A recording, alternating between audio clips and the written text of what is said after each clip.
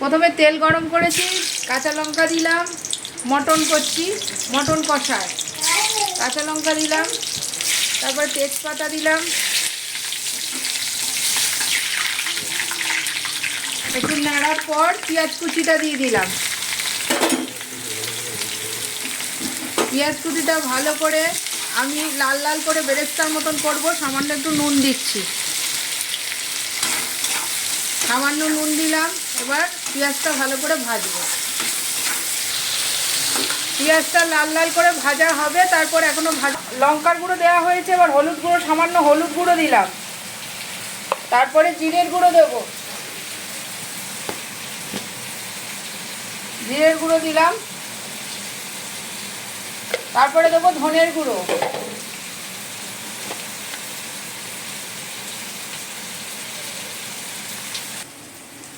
পেঁয়াজটা লাল লাল করে ভাজা হয়ে গেছে। এবার আমি আদা রসুনের পেস্টটা দেব।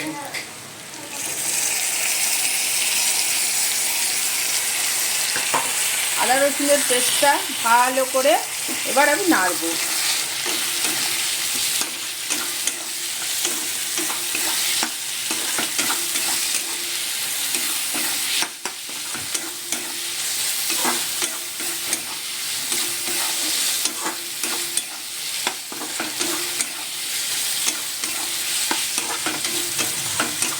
ভালো করে আমি নাড়লাম আদা রসুনের পেস্ট।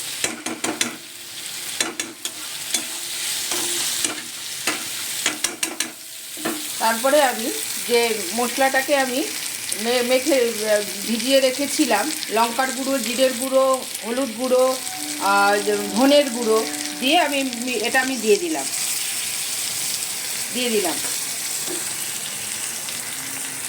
এটা দিয়ে দিলাম, দেখুন।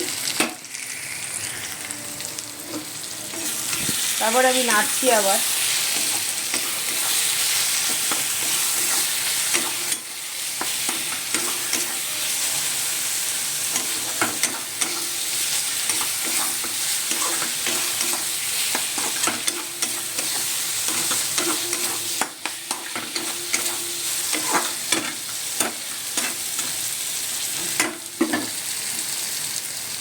নাড়া হয়ে গেছে।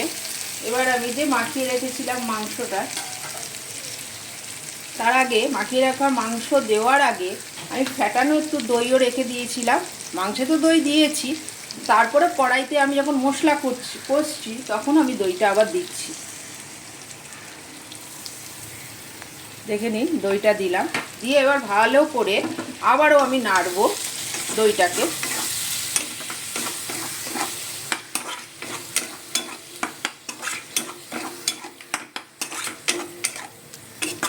নাড়ছি, দেখুন।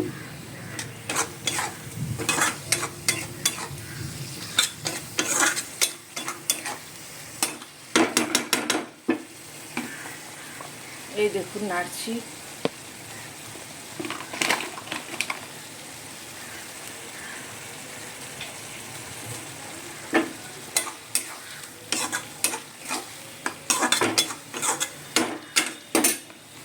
এরপরে আমি মাখানো যে মাংসটা দই দিয়ে মেখেছি, তারপরে হলুদ গুঁড়ো, লঙ্কার গুঁড়ো আর দিয়েছি পেঁয়াজ বাটা, রসুন বাটা, আদা বাটা, কাঁচা লঙ্কা বাটা, সেটা আমি আবার ঢেলে দিলাম এর মধ্যে। এবার এটা কষবে।